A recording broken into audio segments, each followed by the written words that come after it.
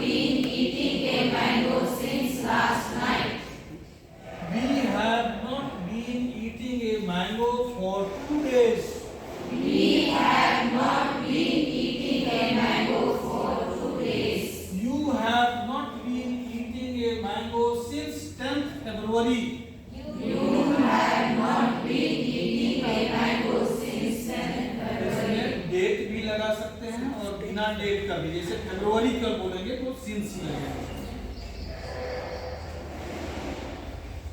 You have not been eating a mango for 5 years. You have not been eating a mango for 5 years. He, she, it has not been It has not been eating a mango since Monday. eating a mango since Monday. They have not been eating a mango They have not been eating a mango for 2 months. for 2 months. Negative के लिए जब एक ही helping verb है तो सीधा सीधा helping verb और main verb के बीच में नेगेटिव लगा देना है। एक वाक्य में एक से अधिक हेल्पिंग वर्ब है तो पहला के बाद बाद नॉट लगाना है। तो अब ये हो गया नेगेटिव। इंटरोगेटिव में क्या दोनों को हैव बीन या हैज बीन को, क्योंकि आपको इंटरोगेटिव वाक्य बनाने के लिए सहायक क्रिया को पहले लिखना पड़ता है शुरू में और बाकी को उसी क्रम में लिखना पड़ता है और आखिरी में क्वेश्चन मार्क। तो यहाँ पर परफेक्ट कंटीन्यूअस टेंस में 2 हेल्पिंग वर्ब है, तो क्या हम दोनों को सामने लिखेंगे कि किसको लिखेंगे?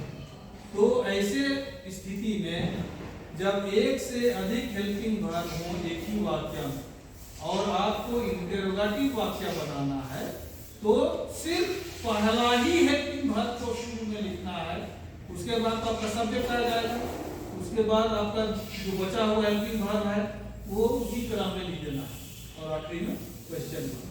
सिर्फ पहला ही हेल्पिंग वर्ब को सामने लिखना है, शुरू में लिखना है, बाकी को उसी क्रम में लिख देना है और आखिरी में क्वेश्चन मार्क। ठीक? Have I been playing basketball? Have I been playing basketball? Have I been playing basketball Since January? since January? Have we been playing basketball Have we been playing basketball since 2024? since 2024?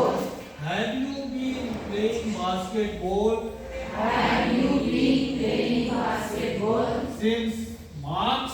since March? Have you been playing basketball Have you been playing basketball since Monday? since Monday? Had he, she, it been Has she been playing basketball playing basketball since July? since July? Since 8 o'clock? Since 8 o'clock? Since 12 o'clock? Since 12 o'clock? Since last night? Since last night? Since yesterday? Since yesterday? Since today? Since today?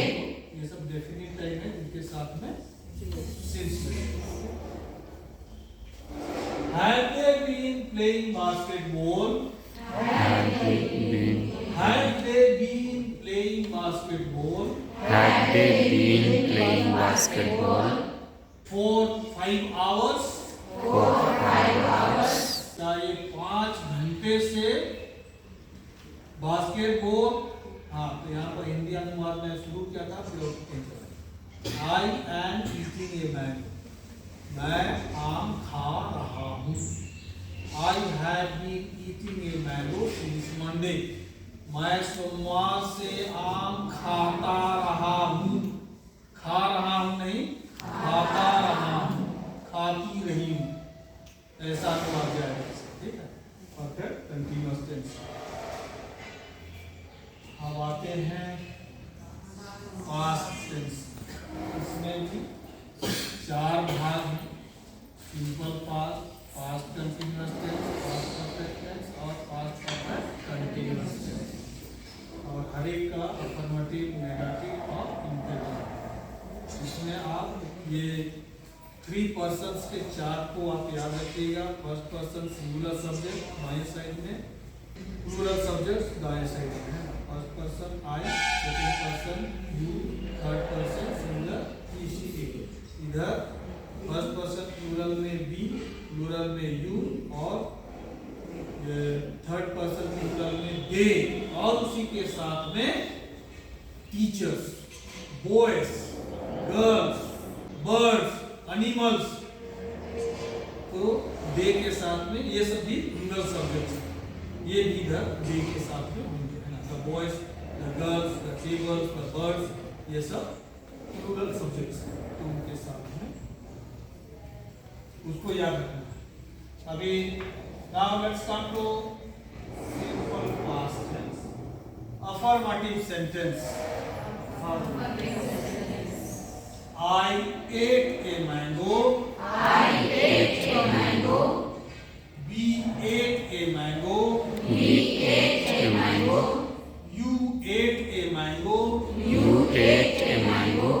You ate a mango. You ate a mango. He ate a mango. He ate a mango. She ate a mango. She ate a mango. It ate a mango. It ate a mango. They ate a mango. They ate a mango. Now, this affirmative sentence we have to change into negative sentence. So here for all the subjects, he, I, we, you, he, she, it, they. For all the subjects, only one helping verb is used. That is did. That is did. And when you use helping verb did, then like here everywhere eight सबके साथ में ना, तो अभी यहाँ पर did negative वाक्य बनाने के लिए देखिए, बिना हेल्पिंग वर्ब का आप करेक्ट नेगेटिव सेंटेंस या सेंटेंस नहीं बना सकते हैं। I not came, I not came, यहाँ पर हेल्पिंग वर्ब नहीं है। वाक्य तो बना लिए, लेकिन गलत वाक्य बनाए, सही वाक्य नहीं बना सकते। इसलिए हेल्पिंग वर्ब के बिना आपका सही तरीके से नेगेटिव वाक्य नहीं बनेगा। जबकि यहाँ पर क्लियर तरीके से देखेंगे तो सिर्फ इसमें क्या है, मेन वर्ब है, सेकंड फॉर्म, हेल्पिंग वर्ब नहीं है। बाकी यहाँ पर जैसे यहाँ कंटिन्यूअस के बाद में इधर नीचे में हेल्पिंग वर्ब है, पहले से ही अफर्मेटिव सेंटेंस में। यहाँ पर भी ये हेल्पिंग वर्ब नहीं है अफर्मेटिव में, यहाँ पर भी नहीं है। बाकी ये दो सिंपल प्रेजेंट टेंस और सिंपल पास्ट टेंस का अफर्मेटिव सेंटेंस में आपका हेल्पिंग वर्ब नहीं होगा। लेकिन जब आपको इधर नेगेटिव इंटरोगेटिव बनाना है तो आपको हेल्पिंग वर्ब यूज करना ही है।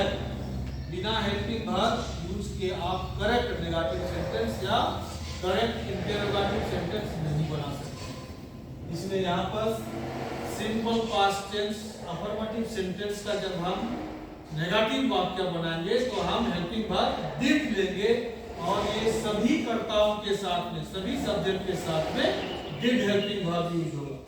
और डिड हेल्पिंग वर्ब जब हम यूज करते हैं तो यहाँ पर जो सेकंड फॉर्म था वो पहला फॉर्म में चला जाएगा, ईट में चला जाएगा। इसलिए आपको वही दूसरा रूप में ही अगर रखे रहेंगे, डिड भी यूज करेंगे और सेकंड फॉर्म भी लिखेंगे तो गलत हो जाएगा। इसलिए वहां पर जैसे ही आप डिड हेल्पिंग वर्ब का यूज करते हैं आपको first form main verb use करना है, वहां पर वर्ब का फॉर्म चेंज हो जाएगा। ठीक है, I did not eat a mango. I did not eat a mango. We did not eat a mango. We did not eat a mango. You did not eat a mango. You did not eat a mango. You did not eat a mango. You did not eat a mango. He did not eat a mango. He did not eat a mango. She did a mango. She did not eat a mango. It did not eat a mango. It did not eat a mango. They did not eat a mango. They did not eat a mango. अभी negative बनाए, अभी negative का अगर हम लोग interrogative बनाएंगे तो सिर्फ हेल्पिंग वर्ब को सामने रखना है, बाकी को उसी तरह में रखते हुए question mark. Did I not eat a mango? Did I not eat a mango? Did we not eat a mango? Did we not eat a mango? क्या हमने आम नहीं खाया? क्या हमने आम नहीं खाया? इसको आप अनुवाद करेंगे, क्या हमने आम नहीं खाया? Did we क्या not मैंने eat a आम mango? नहीं खाया? Did I not eat a mango? इस अर्थ में कोई भूल गए, किसी को याद क्या ये हमने आम नहीं खाया, हम लोग आम ही खाए थे, एप्पल नहीं खाए थे, जैकफ्रूट नहीं खाए थे, हाँ आम ही खाए। तो उस अर्थ में यहाँ पर याद दिलाने के लिए Did we not eat a mango? Did I eat a mango? Did I eat a mango? Did we eat a mango? Did we eat a mango? Did you eat a mango? Did you eat a mango? Did you eat a mango? Did you eat a mango? Did he eat a mango? Did he eat a mango? Did she eat a mango? Did she eat a mango? Did it eat a mango? Did it eat a mango? Did they eat a mango? Did they eat a mango? So now we have completed the simple past tense. Now come here. Past continuous tense. In the past continuous tense, there are two helping verbs: was and were. I will take helping verb. I was. He, she, it was. Then rest of the subjects will take helping verb were. We were, you were, they were, girls were, boys were.